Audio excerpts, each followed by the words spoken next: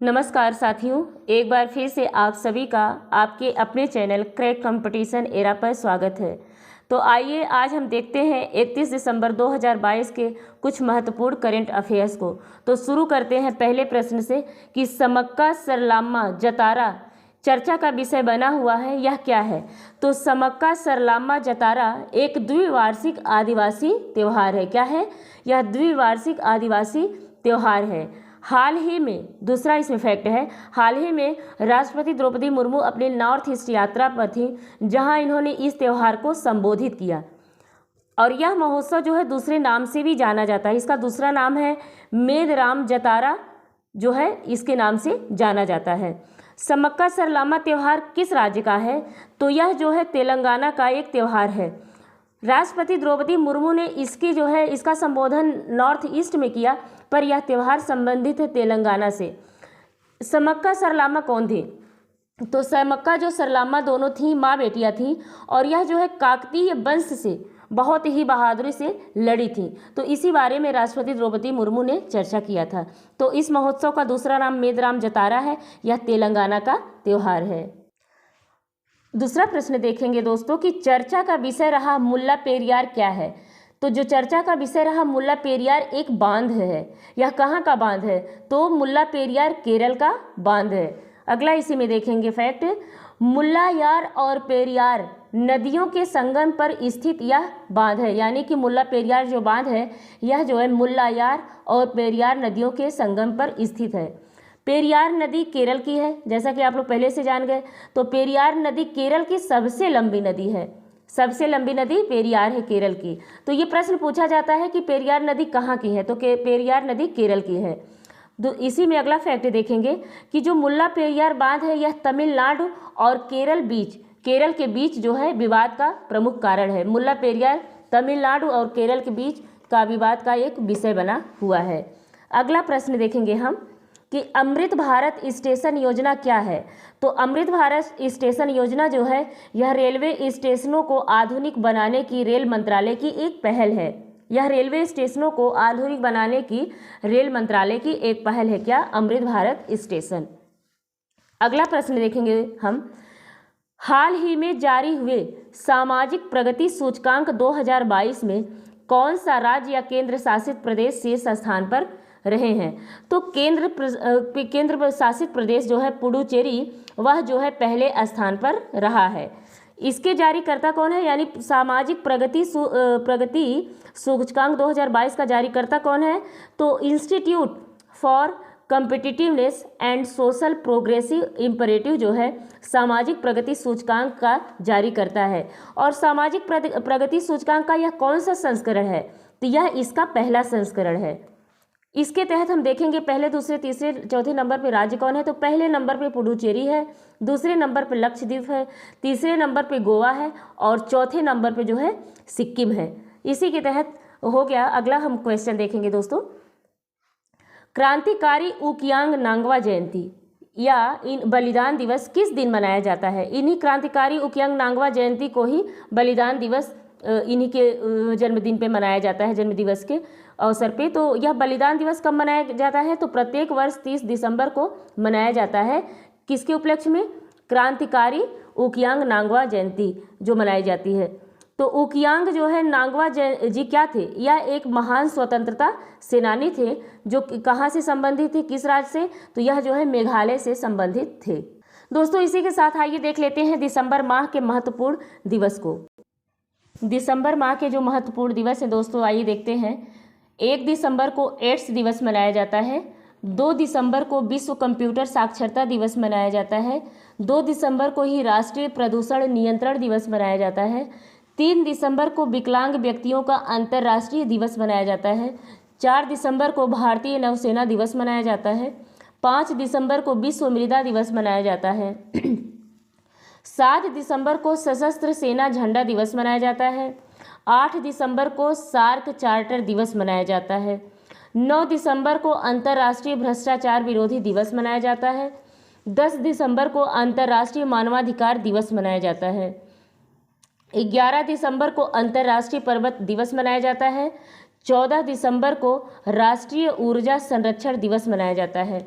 16 दिसंबर को विजय दिवस मनाया जाता है और 18 दिसंबर को भारत में अल्पसंख्यक अधिकार दिवस मनाया जाता है। 18 दिसंबर को ही अंतर्राष्ट्रीय प्रवासी दिवस मनाया जाता है। 19 दिसंबर को गोवा मुक्ति दिवस मनाया जाता है। 20 दिसंबर को अंतर्राष्ट्रीय मानव एकता दिवस मनाया जाता है।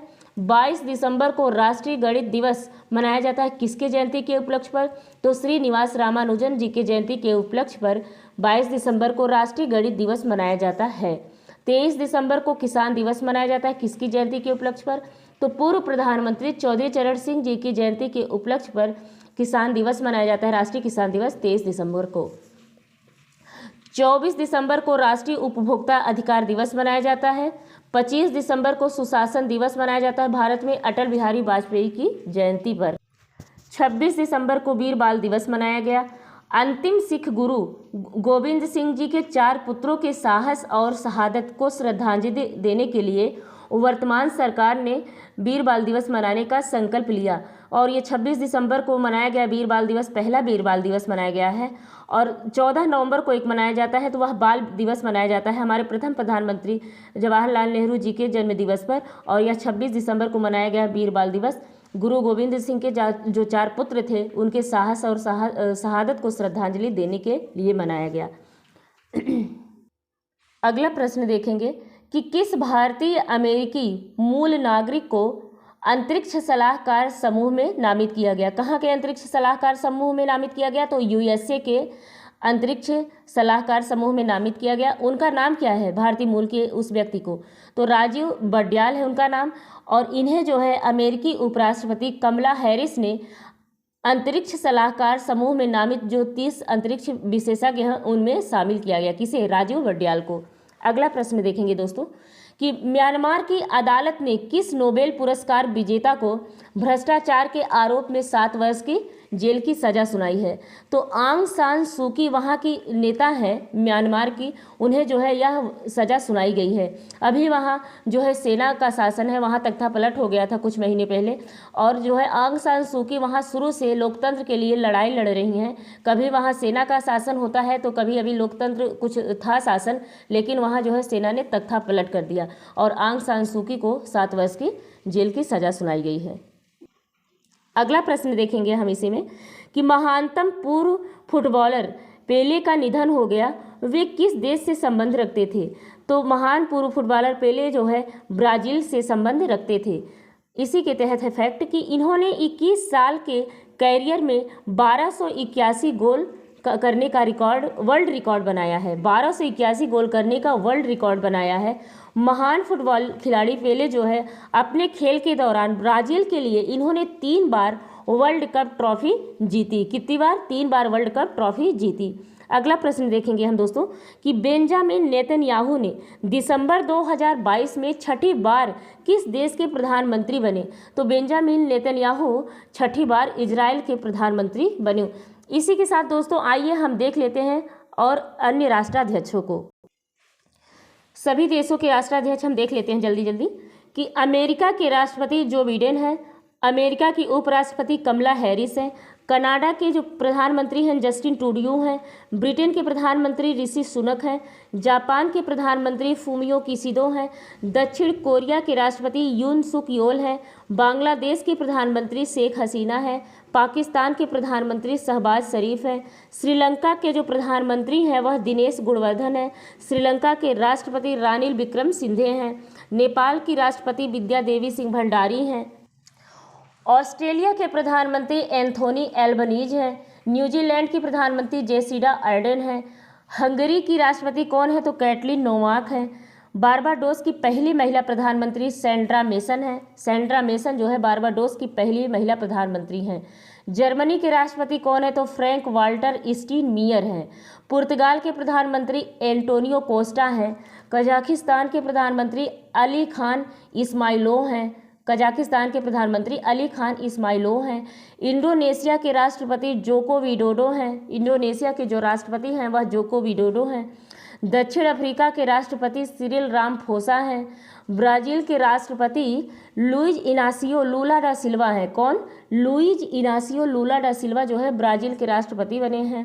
सूरीनाम के राष्ट्रपति कौन है? तो चंद्रिका प्रसाद संतोखी जो है सूरीनाम के राष्ट्रपति हैं। नीदरलैंड के प्रधानमंत्री मार्क रूट बने हैं। इजराइल के प्रधानमंत्री बेंजामिन नेतन्याहू छठी बार बने हैं।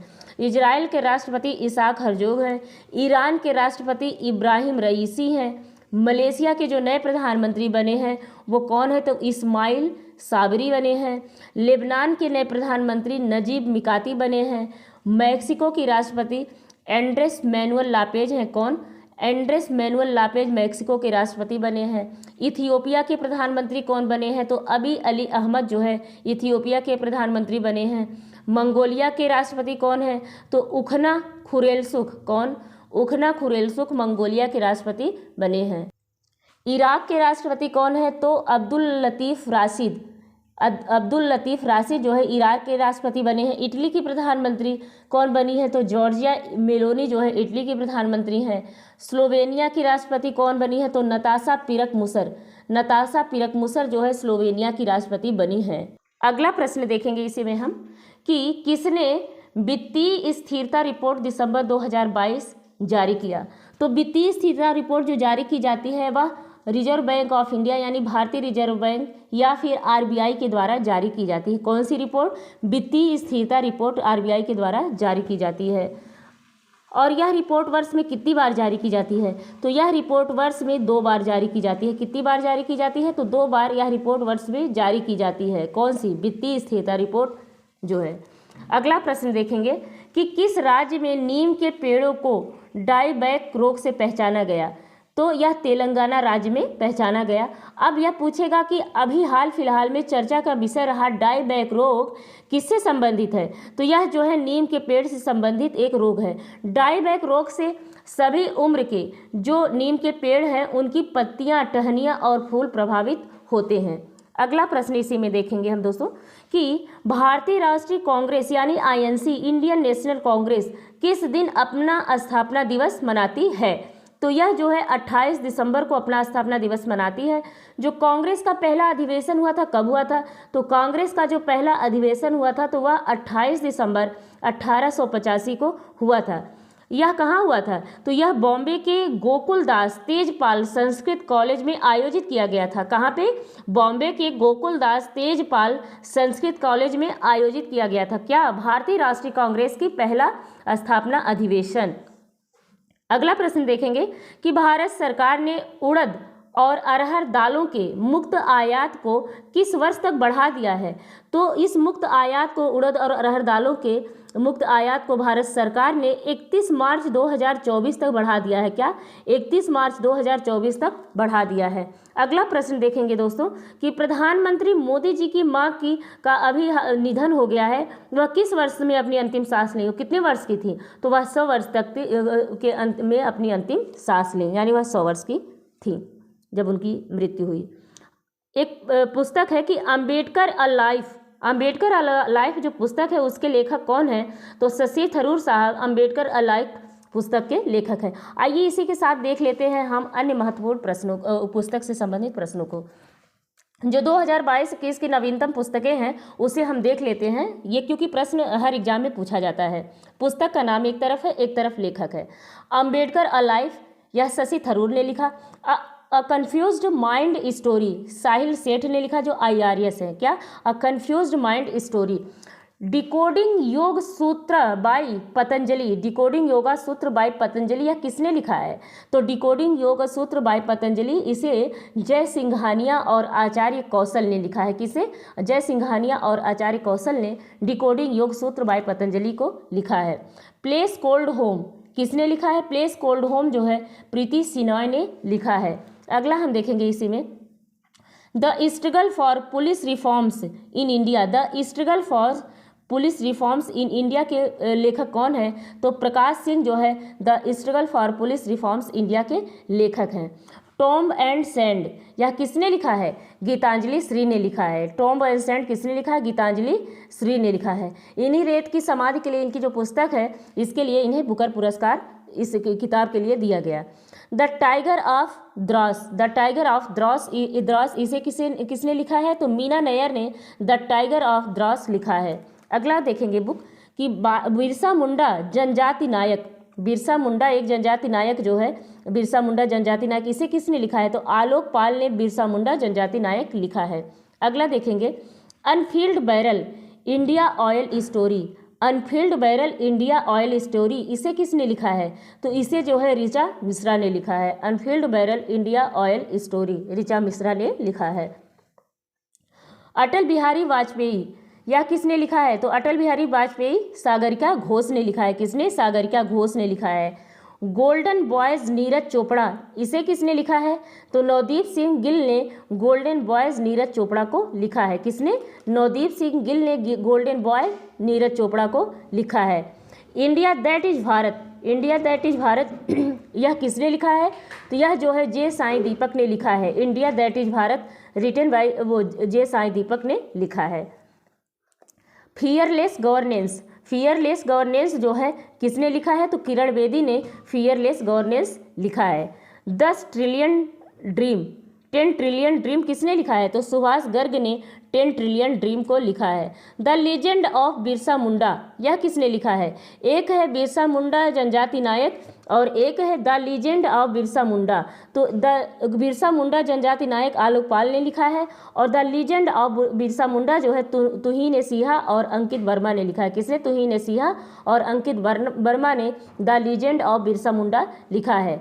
अगला किताब देखेंगे कि गांधी के हत्यारे the making of Nathuram Godse, Gandhi के हत्यारे the making of Nathuram Godse यह किसने लिखा है? तो यह जो है धीरेन्द्र झा ने लिखा है। लाल सलाम किसने लिखा है? तो स्मृति ईरानी लाल सलाम नामक उपन्यास लिखा है। अगला प्रश्न इसी में किताब है कि the monk who transformed Uttar Pradesh, the monk who transformed Uttar Pradesh नामक पुस्तक किसने लिखी है उपन्यास? तो शांतनु गुप्ता ने the monk who transformed Uttar प्रदेश लिखा है। दिल्ली ए सोलिलोकी, दिल्ली ए सोलिलोकी किसने लिखा है? तो एम मुकुंदन दिल्ली ए सोलिलोकी लिखा है। द हीरो ऑफ टाइगर हिल नामक पुस्तक किसने लिखी है? तो द हीरो ऑफ टाइगर हिल नामक पुस्तक मेजर योगेंद्र यादव ने लिखा है। इन्हें परमवीर चक्र से भी नवाजा गया था 1999 के कारगिल युद्ध में। मेजर योगेंद्र यादव जो है द हीरो ऑफ टाइगर हिल लिखे हैं। Sunrise over Ayodhya, sunrise over Ayodhya किसने लिखा है? तो यह सलमान खुर्शीद ने लिखा है sunrise over Ayodhya. The boy who wrote the constitution, the boy who wrote the constitution यह किसने लिखा है? तो यह जो है राजेश तलवार ने लिखा है। किसने? राजेश तलवार ने। शशि थरूर की कुछ पुस्तकें हैं जो पूछी गई हैं और पूछी जाएंगी। An era of darkness, an era of darkness Shashi Tharoor ने लिखा है। Why I am a Hindu इसे भी शशि थरूर साहब ने लिखा है। Why I am a Hindu Shashi Tharoor ने लिखा है। द पैराडॉक्सिकल प्राइम मिनिस्टर इसे भी शशि थरूर ने लिखा है। एक पुस्तक निकली थी द एक्सीडेंटल प्राइम मिनिस्टर, उसे जो है वो उनके ऊपर लिखा गया था, मनमोहन सिंह के ऊपर ये किताब वो लिखा गया था। तो द पैराडॉक्सिकल प्राइम मिनिस्टर जो है शशि थरूर के द्वारा प्रधानमंत्री नरेंद्र मोदी के ऊपर लिखा गया है। An era of darkness Shashi Tharoor ने लिखा है। Why I am a Hindu इसे भी शशि थरूर ने लिखा है। तो दोस्तों ये तो रहा आज का करेंट अफेयर्स। इसी के तहत आपसे एक प्रश्न पूछा जाएगा जिसका जवाब आप निश्चित तौर पे कमेंट सेक्शन में दीजिए। प्रश्न यह है कि लाल सलाम नामक उपन्यास किसने लिखा है? तो यह जो है प्रश्न आप कमेंट सेक्शन में दीजिएगा। बाकी फिर से मिलते हैं एक नए वीडियो के साथ, तब तक के लिए नमस्कार।